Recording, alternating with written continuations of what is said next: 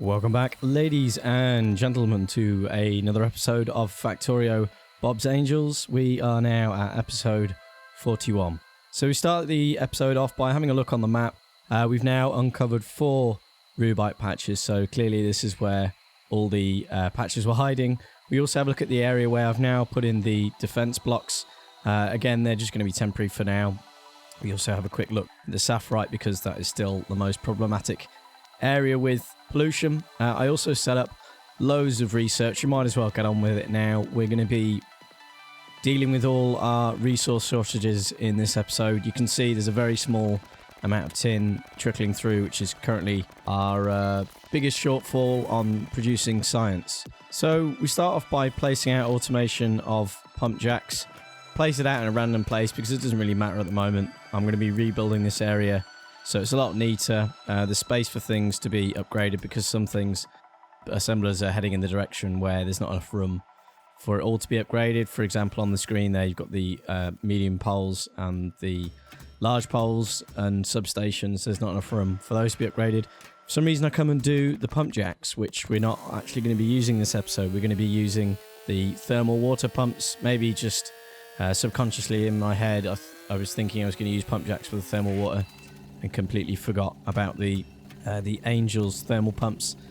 So I may automate those. I probably won't, because once you've got enough thermal water outposts, you don't really need any more.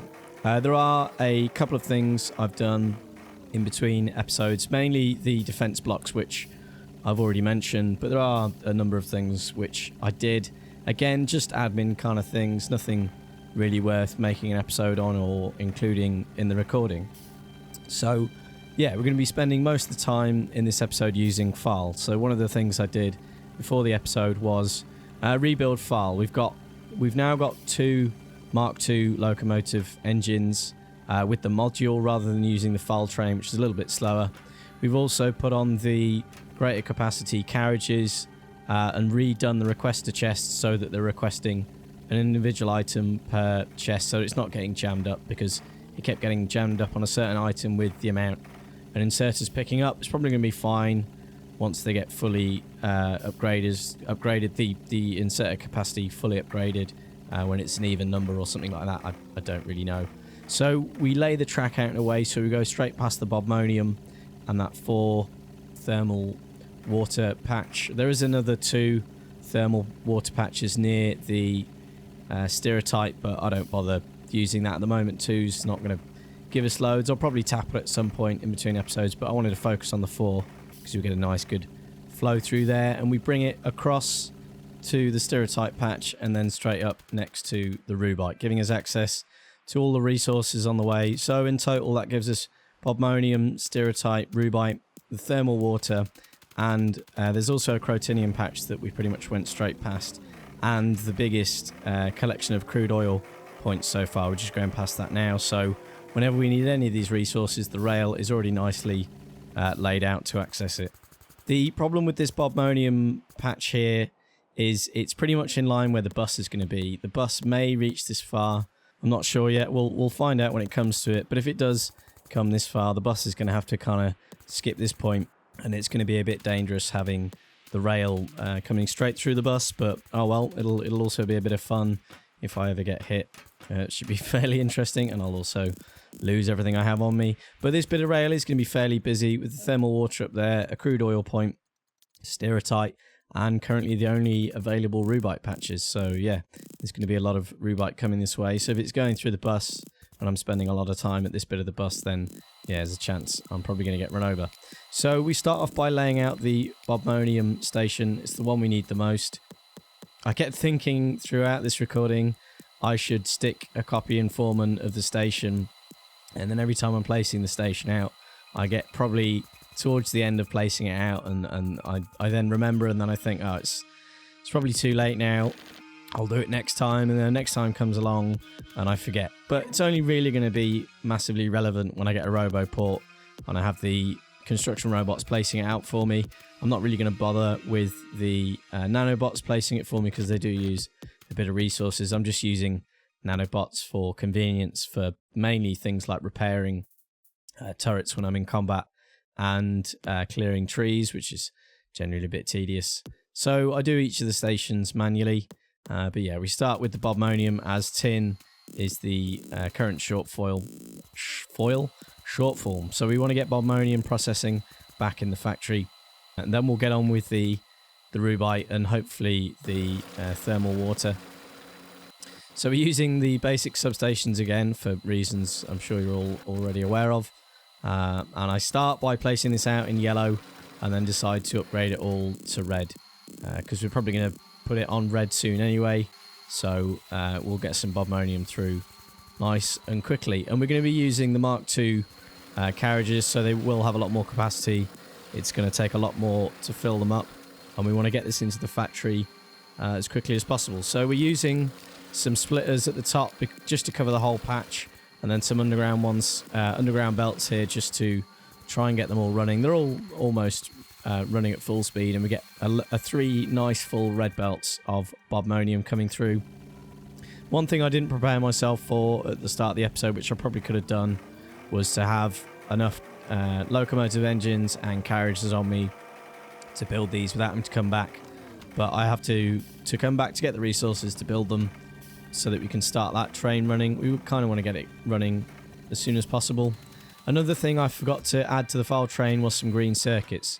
So we get a space in the first carriage for that, as the second carriage is now full with requested chests if going for the individual mode. I guess that's the only downside to having an individual item requested to the carriage, is that you can only fit 6 requested chests on either side, so that's 12 different items you can have if you're using that method.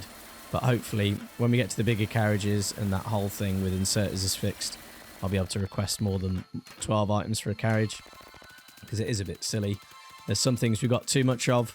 One thing we only just had enough of was rail. We pretty much ended up with 68 rail left in the carriage. I think we had 3 full rows of rail in that first carriage, so we used quite a lot to reach the rubite patch, but it's probably going to be the longest bit of rail in the game for a while, or maybe in the whole game. I don't know. We'll see how these infinite patches work out, see how many more outposts we have to create.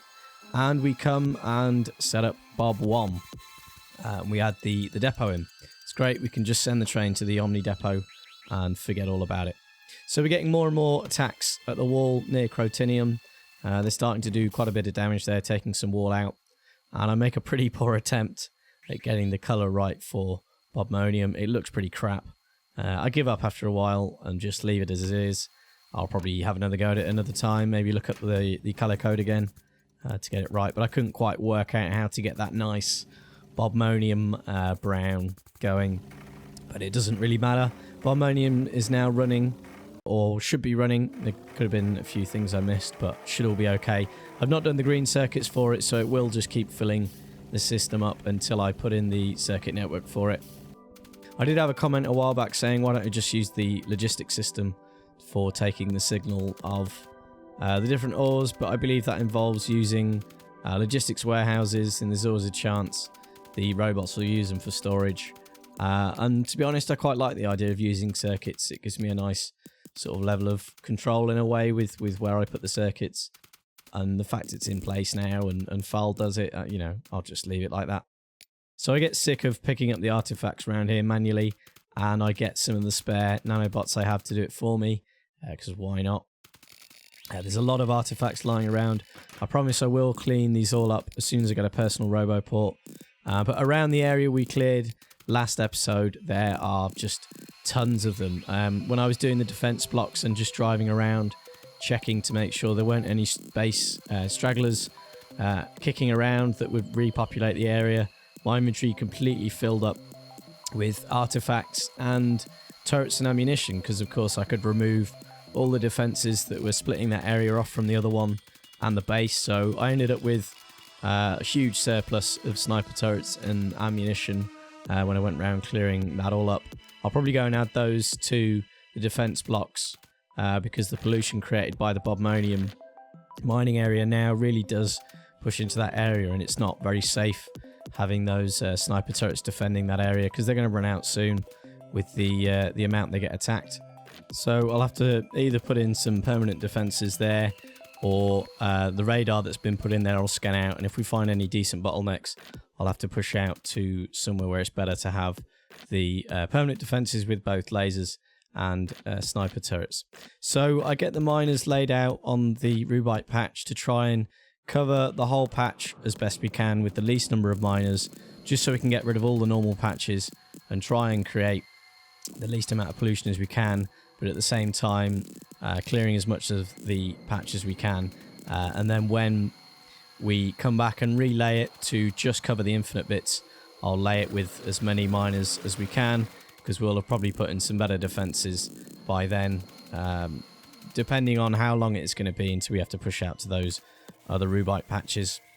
So we have the Rubite mining area all set up, and because we went and picked the resources up for the Bob train, we've now got a Rubite train as well. And again, I start messing around with the colours, trying to get that nice red for the Rubite, and again it looks pretty naff, and I just leave it at that. It looks fairly individual.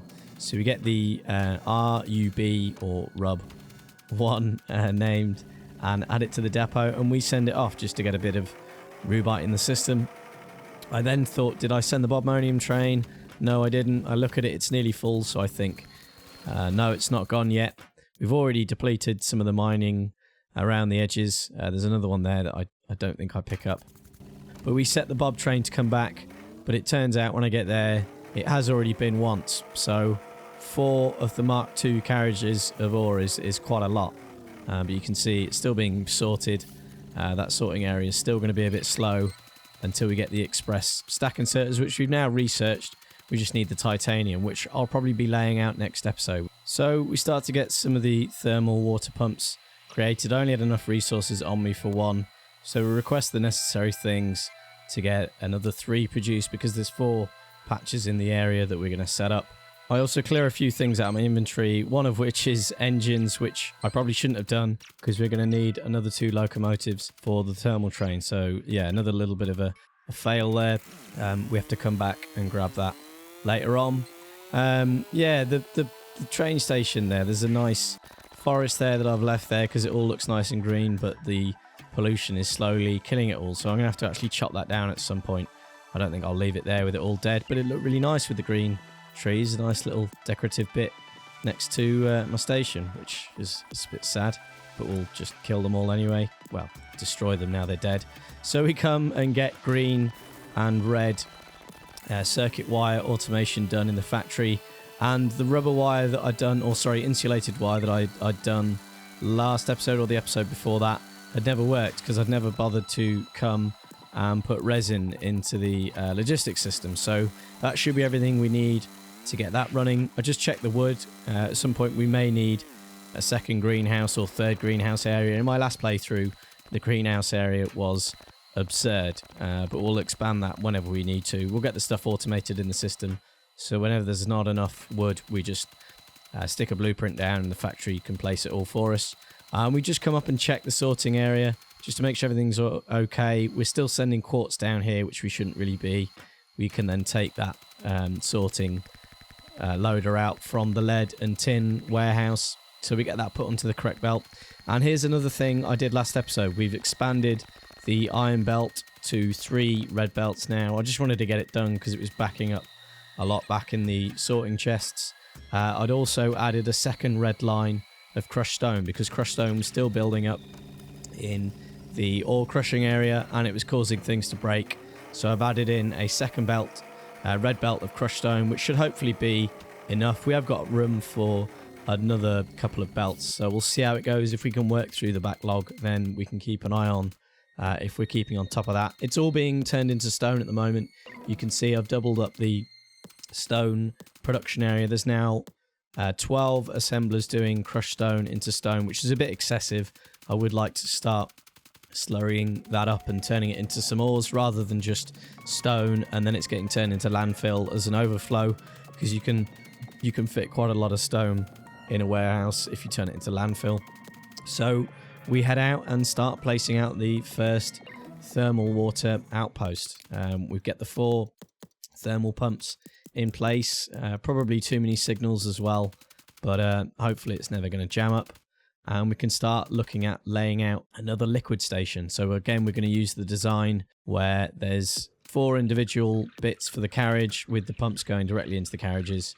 But the storage I do has 4 outputs on it, and I'll put the balancer on here.